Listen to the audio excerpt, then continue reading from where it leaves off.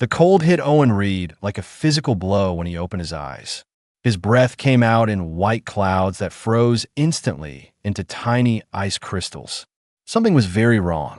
The cargo hold should have been warm and humming with life support systems. Instead, silence pressed down on him like a weight. Owen sat up slowly, his muscles stiff and aching. The emergency lights cast everything in a dim red glow. He looked around the empty hold and felt his stomach drop. The other crew members were gone. All of them. Their gear, their personal items, everything had been stripped away that he stumbled to his feet and checked the airlock. The escape pod was missing. Through the small window, he could see an endless white landscape stretching in every direction. Ice and snow as far as the eye could see. They had crashed on a frozen planet, and his crew had left him behind. Owen pressed his forehead against the cold metal of the door. He wanted to scream, to punch something, but that would waste energy. Energy he needed to survive. He forced himself to think like an engineer instead of a terrified man. First, inventory. He searched the cargo hold methodically. The crew had taken everything valuable, but they had left him the broken equipment. A portable heater that only worked for maybe 3 more days. Some ration bars, crushed and scattered on the floor. His toolkit, probably because it was too heavy to carry. An emergency beacon with a cracked display that flickered weakly. Owen sat down and ate one of the ration bars. It tasted like cardboard, but he chewed it slowly. Outside, the wind howled against the hull. The temperature gauge on the wall read -60 degrees. Without the heater, he would freeze to death in hours that he spent the next few hours trying to fix the beacon. His fingers were clumsy in the cold despite his gloves. The internal circuits were fried, melted by the crash impact. He would need parts he did not have. He set it aside and looked out the window again. That was when he saw them. Massive shapes moving through the snow. At first, he thought they were just ice formations, but then one of them moved. It had 6 legs, each one thick as a tree trunk. Its body was covered in what looked like crystalline armor that reflected the dim sunlight. The creature turned its head toward the crashed ship, and Owen saw eyes that glowed with an eerie blue light. There were more of them. A whole pack, maybe 10 or 12, circling the crash site. They were huge, each one easily the size of a ground transport vehicle. Owen watched as one of them opened its mouth and released a sound so low he felt it in his chest rather than heard it. The others responded, creating a rumbling chorus that made the ship's hull vibrate. Predators. Of course, this frozen hell would have predators. The portable heater beeped, warning him that its power cell was down to 70%. Owen made a decision. He could not stay in the ship. When the heater died, this metal box would become his coffin. He needed to find another heat source that he remembered his basic training about ice planets. Volcanic activity. Some frozen worlds had volcanic vents that released heat from deep underground. If he could find one, he might have a chance. Owen gathered everything he could carry. The toolkit went on his back. He stuffed ration bars into his pockets. The broken beacon went into his jacket. He took the portable heater and held it close to his chest. Then he sealed his suit, checked his oxygen levels, and opened the airlock. The cold was beyond anything he had experienced. It went through his suit like he was wearing nothing. His exposed face burned. His eyes watered and the tears froze on his cheeks. He stumbled forward into the snow, each step a battle against the wind. The creatures noticed him immediately. The pack turned as one, their glowing eyes fixed on him. Owen kept walking. Running would just tire him out faster. He scanned the horizon, looking for any sign of volcanic activity. There, in the distance, maybe half a kilometer away, he could see a faint shimmer in the air. Heat distortion. Owen changed direction, heading toward it. Behind him, he heard the crunching of snow. The creatures were following. He did not look back. Looking back would not help. He just walked, one foot in front of the other, while the wind tried to knock him down and the cold tried to freeze him solid. His lungs burned. The thin atmosphere made every breath a struggle. His legs felt like lead weights. The heater in his arms was the only warm thing in the entire universe. He focused on that warmth and kept moving. The creatures got closer. He could hear their breathing now, deep and rumbling. They were right behind him. Owen prepared himself for the attack, but it never came. They just followed, Keeping pace with him, watching, after what felt like hours, Owen reached the heat source. A cave opening in a rocky outcrop, with warm air rising from inside. He could feel it even through his suit. He stumbled into the cave and collapsed against the wall. The creatures stopped at the entrance. They did not follow him inside. They just stood there, watching with those glowing blue eyes. The Alpha, a massive female with scars across her face, tilted her head as if studying him. Owen managed a weak laugh. He was alive. For now, he was alive. Owen woke to the sound of clicking. His whole body ached from sleeping on cold stone. The cave was warmer than outside, but not by much. Heat rose from somewhere deeper in the cave system, carried by air currents that smelled of sulfur and minerals. The clicking sound came again. Owen turned his head slowly and saw one of the creatures at the cave entrance. Not the big scarred one, but a smaller one, maybe a juvenile. It was making the clicking noise with its teeth while staring at him with those unsettling blue eyes. Owen sat up carefully. The creature did not move. It just kept watching and clicking. After a moment, it turned and walked away, disappearing into the snow outside that he checked his supplies. 2 ration bars left. The portable heater was down to 40% power. Maybe one more day of heat if he was lucky. His oxygen recycler was working fine, but the battery would not last forever either. He needed a real solution, not just temporary fixes. Owen stood and explored deeper into the cave. The passage sloped downward, and the air grew warmer with each step. His engineering mind started working through the problem. Heat rising from below meant geothermal activity. If he could find the source and build something to capture that heat, he could survive indefinitely. The passage opened into a larger chamber. Cracks in the floor glowed with a faint red light. Owen knelt and held his hand over one of the cracks. Warm air flowed up from the depths. He smiled for the first time since the crash. This would work, that he went back to the entrance and studied the rocks around the cave mouth. Volcanic stone, dark and porous. It would hold heat well. Owen pulled out his tools and started working. He used a plasma cutter from his kit to shape the rocks, stacking them carefully around the warm air vents. The work was exhausting. The thin atmosphere made him dizzy. His hands shook from hunger and cold. But Owen kept going because stopping meant dying.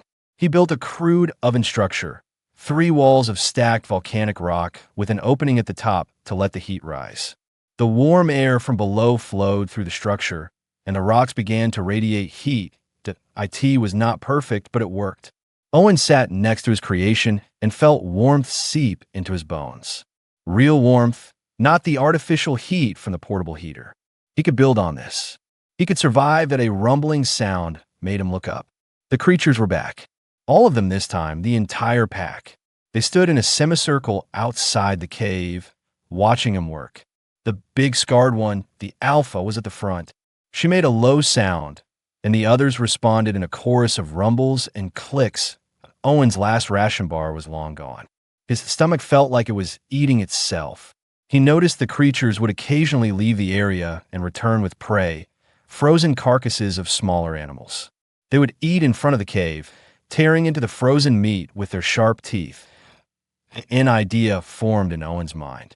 A desperate, probably stupid idea, but he was out of options. He watched the pack until they left one of their kills unattended, then quickly grabbed a piece of the frozen meat. It was rock hard and covered in ice crystals. Back at his oven, he placed the meat on top of the hot rocks. The smell of cooking meat filled the cave as the frozen flesh thawed and began to sizzle. Owen's mouth watered. He had not realized how hungry he was until that smell hit him. But more importantly, the smell traveled outside. The creatures returned. The Alpha approached the cave entrance, her massive head swinging low as she sniffed the air. She made a sound Owen had not heard before, something between a growl and a question. The other creatures gathered behind her, all of them focused on the cooking meat. Owen knew this was the moment that would determine everything. He took the cooked meat off the hot rocks and held it up so the Alpha could see it. Then, moving slowly, he tossed it toward her. The meat landed in the snow a few feet from the Alpha. She sniffed it, then looked at Owen. Her blue eyes seemed to glow brighter. Then she ate it. One bite, and the meat was gone. She made another sound, this one definitely different. The other creatures pressed forward, interested. Owen grabbed another piece of frozen meat from their kill and placed it on the hot rocks. While it cooked, the pack waited. They did not attack. They did not threaten. They just waited, watching the meat cook with what Owen could swear was curiosity. When it was done, he tossed it to another member of the pack. Then another piece. Then another. He cooked until his arms were tired, and the creatures ate every piece. They had never tasted cooked food before. They had lived their entire lives on this frozen planet, eating frozen prey, never knowing that food could be warm. The alpha made a deep rumbling sound and turned away from the cave. The pack followed her into the snow. Owen watched them go, confused.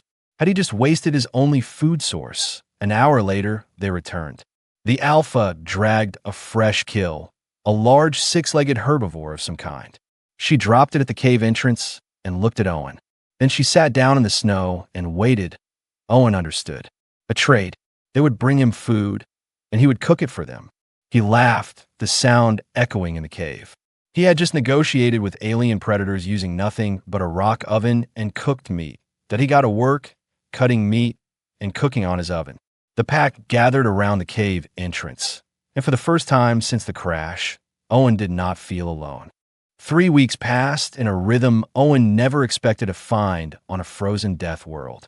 The creatures brought kills every few days, and he cooked the meat for them. In exchange, they left him alone and seemed to guard the cave entrance. He named the Alpha Glacier because of the way ice formed on her crystalline armor in intricate patterns. Owen spent his days improving the oven system. He built 3 more structures using volcanic rocks, each one positioned over a thermal vent. The caves grew warmer. He even managed to create a crude shelter using rocks and packed ice, engineering it to trap heat inside. His background in thermodynamics finally proved useful for something other than fixing broken ship engines. The pack's behavior changed too. At first, they kept their distance, only approaching for food. But gradually, they started spending more time near the caves. The younger ones were especially curious. They would sit at the entrance and watch Owen work for hours, their heads tilting when he used his tools. One afternoon, Owen noticed Glacier watching him struggle with a heavy rock. He was trying to position it over a new vent, but it was too big for him to lift alone. Glacier made a low rumbling sound, then walked into the cave. Owen froze, suddenly very aware that this creature could kill him with one bite. But Glacier just walked past him to the rock. She lowered her head, pushed her snout under it, and lifted. The rock rose easily. She looked at Owen and made another rumbling sound, clearly asking what to do next. Owen pointed to the spot where he wanted it. Glacier carried it there and set it down gently. After that, she started helping regularly. When Owen needed rocks moved, Glacier would do it. When he needed to dig deeper into the cave floor to reach warmer air, she would use her claws. The other pack members began helping too. They brought not just food, but interesting rocks they found, pieces of metal from other crashes, anything they thought might be useful. Owen realized these creatures were far more intelligent than he had initially thought. They communicated through a complex system of rumbles, clicks, and subsonic vibrations. He started to understand some of it. A certain rumble meant danger. Another meant food. A specific clicking pattern meant curiosity. The emergency beacon remained broken, but Owen kept working on it. He had salvaged some components from the crashed ship, making dangerous trips through the freezing wind while the pack circled protectively around him. Slowly, the beacon was coming back together. Then the weather changed. Owen woke one morning to a sound like a freight train. The wind outside had increased to a scream. Snow flew past the cave entrance in horizontal sheets. The temperature dropped so fast that ice formed on the cave walls despite the heat from the ovens. The pack appeared, all of them, pressing into the cave system. They were agitated, making distressed sounds. Even Glacier looked worried, her eyes darting to the entrance. Owen understood. A massive storm was coming, something even these creatures feared. He worked quickly, building barriers at the cave entrance to keep the wind out while still allowing airflow. The pack helped, using their bodies to block the worst of the wind while Owen positioned rocks. Together, they created a defensive wall against the storm. The blizzard lasted 4 days. The temperature outside dropped to levels that would freeze exposed flesh in seconds. Owen's oven system was pushed to its limits. He had to constantly adjust the heat flow, making sure the cave stayed warm enough for both him and the creatures. During those 4 days, he learned something important. The pack was not just using him for cooked food. They were cold too.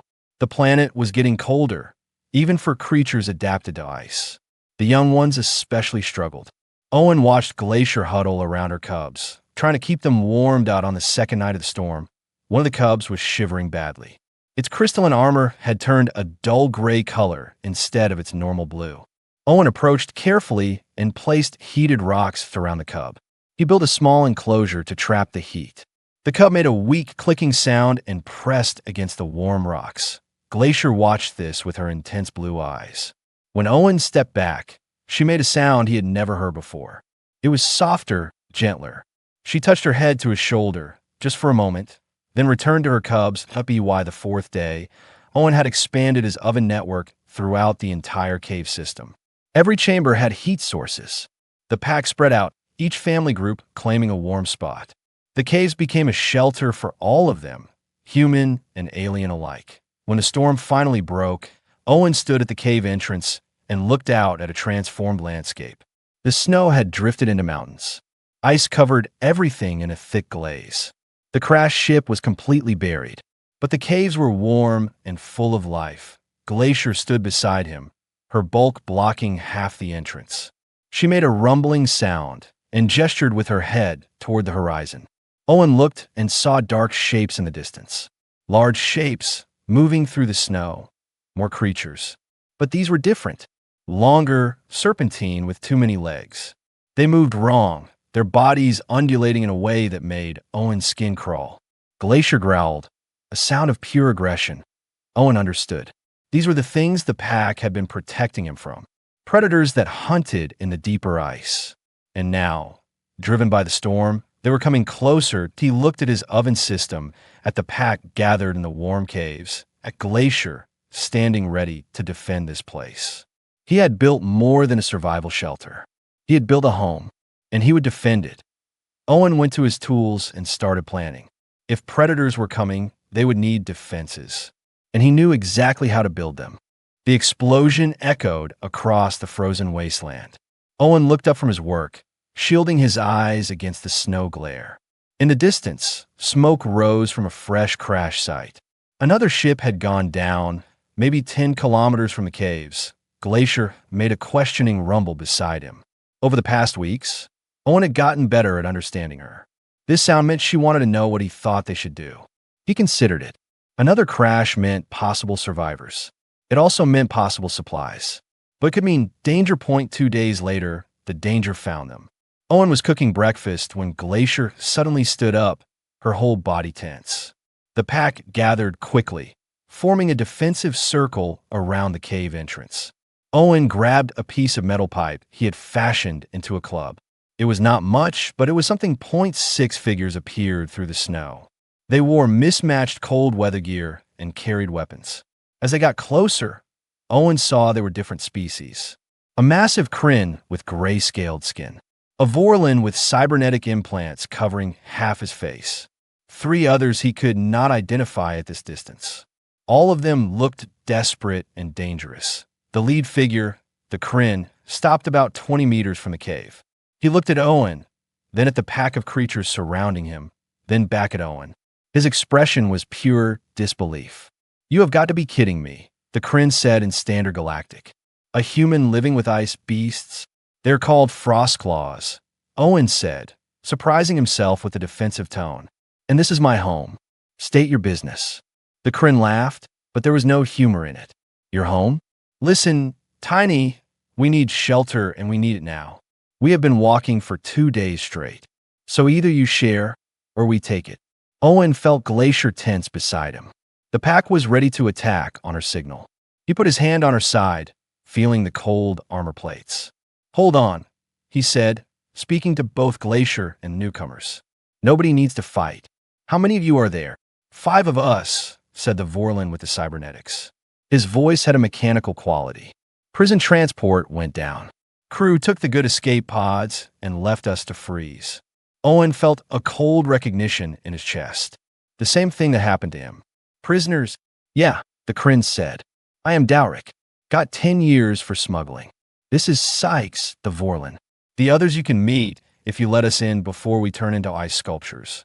Owen made a decision that he knew might be stupid, but he remembered being alone and abandoned, remembered the cold that went bone deep. You can use the caves, but there are rules. The Frostclaws are not food or targets. They are my partners. You work with us, you get warmth and food. You cause trouble, you're back in the snow. Clear. Dowrick studied him for a long moment. You are serious. You actually train these things. I do not train them. We have an arrangement. Do you accept the terms or not? Fine. We accept. Owen signaled to Glacier. She made a low rumble, and the pack opened a path to the cave entrance. The 5 prisoners walked through slowly, their eyes on the Frostclaws the whole time. The first few days were tense. The prisoners stayed in one section of the caves while Owen and the pack stayed in another. But cold and hunger have a way of breaking down barriers. Sykes was the first to approach Owen with questions about the oven system. This is actually brilliant, Sykes said, examining the rock structures. You are using thermal convection and heat retention. Basic engineering, but effective. With the right materials, we could improve this. What kind of materials? Owen asked. The prison transport had thermal regulators in the engine room. They are designed for extreme environments. If they survive the crash, we could adapt them. Owen and Sykes spent a week salvaging parts from the prison transport. Dowrick came along too, mostly because he was bored. The Kryn turned out to be surprisingly good at spotting useful materials. Together, they brought back enough equipment to transform the cave system. The ovens became more efficient. They built proper heat exchangers and insulated the caves better. The temperature rose to almost comfortable levels. Even the Frostclaws seemed pleased with the improvements, spending more time in the deeper chambers where it was warmest point. One of the other prisoners, a female Quarian named Rena, had medical training. When Owen developed a nasty cough from breathing the cold air for too long, she treated him with supplies from the prison transport's medical kit. The infection would have killed him without help. Why are you helping me? Owen asked her while she checked his breathing. Because you helped us, Rena said simply. We were dead out there. You gave us a chance. You were being transported to prison. What did you do? Rena was quiet for a moment. I worked at a medical facility. When I found out the company was selling fake medications to poor colonies, I reported them. They had me arrested for theft and slander. Corporate law wins over truth. Owen learned similar stories from the others. Sykes had hacked a government database to expose corruption. Dowrick had smuggled food to a blockaded planet. They were not monsters. They were people who had crossed the wrong powerful figures 2 months after the prisoners arrived. They had transformed the caves into a real settlement.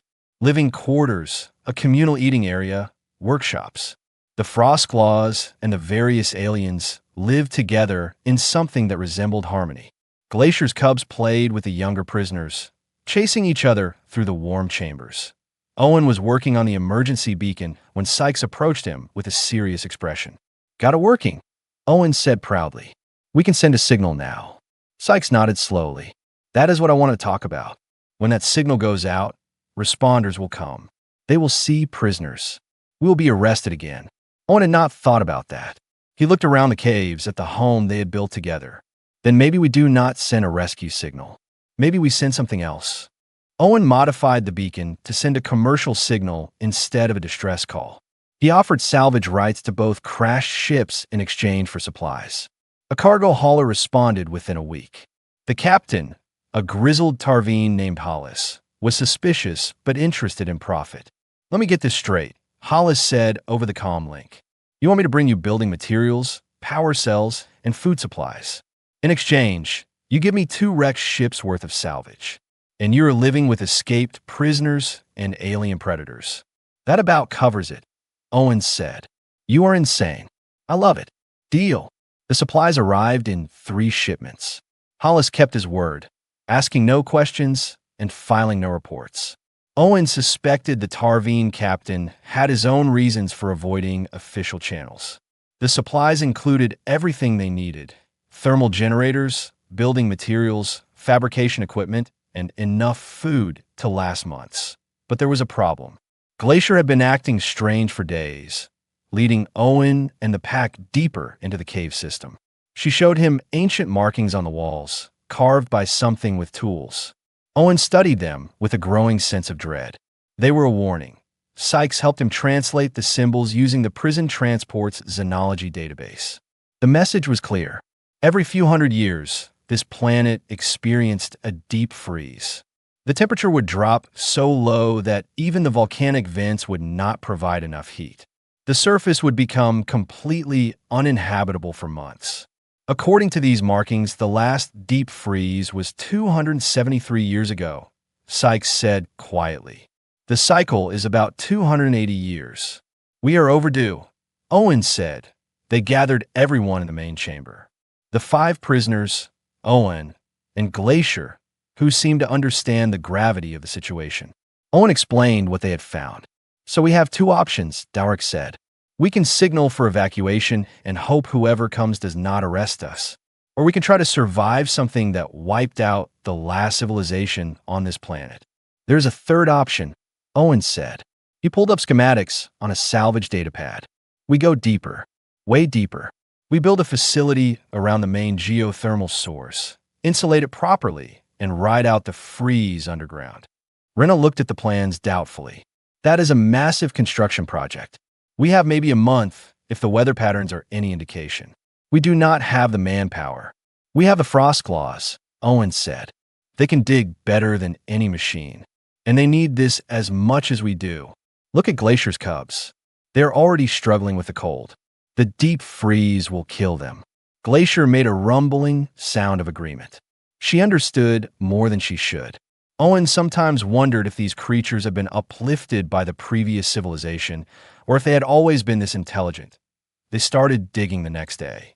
The frost claws excavated while the prisoners and Owen used the fabrication equipment to build support structures.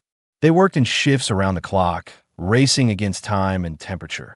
The thermal generator they installed was a monster designed to power a small city. Owen and Sykes modified it to draw heat directly from the planet's mantle.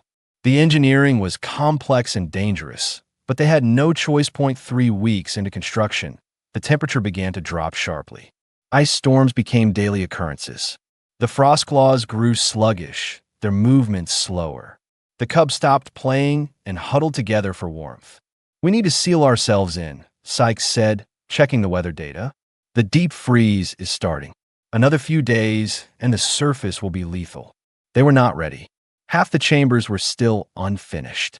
The air recycling system was barely functional. But they were out of time. Everyone moved into the deep facility, carrying whatever supplies they could. The Frostclaws came last, Glacier herding her pack into the warm depths. Owen sealed the entrance using a combination of ice, rock, and metal plating. The last thing he saw before closing the final hatch was the surface temperature reading, -140 degrees and dropping. Inside the facility, they huddled around the massive thermal generator. The heat it produced was intense, almost uncomfortable, but it kept them alive. The walls shook as surface winds reached speeds that could tear through metal. They heard ice cracking, rocks shattering. Sounds like the planet itself was being torn apart. The first week was the hardest. The air recycling system failed twice, and Sykes had to perform emergency repairs while everyone tried to conserve oxygen. Food was rationed strictly. The confined space made everyone irritable, but slowly they adapted.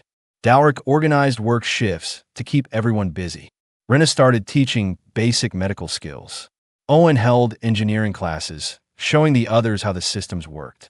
The Frostclaws remained calm, Glacier's presence keeping the pack settled. 1 month into the deep freeze. Owen checked the external sensors. The surface temperature had stabilized at -200 degrees. Nothing could survive up there. But down here in their little pocket of warmth and civilization, life continued. The prisoners started talking about the future. If they survived this, what then? They could not go back to galactic society. They were criminals, fugitives. But here on this frozen planet, they had built something real. We could stay, Rena said one evening. Make this permanent. Others might want to join us. People who do not fit in the system. People who need a second chance. Owen thought about the crew that had abandoned him, about how their cruelty had led to all this, about the family he had found in the most unlikely place. Then we better make this place worth staying for, he said. They got back to work, improving systems and expanding living space. The deep freeze continued outside, but inside they were building a home. For months, underground changed people. Owen watched Dowrick teach Glacier's cubs how to play a cringe strategy game using rocks and ice chips. Sykes had started painting murals on the cave walls, depicting the history of their settlement.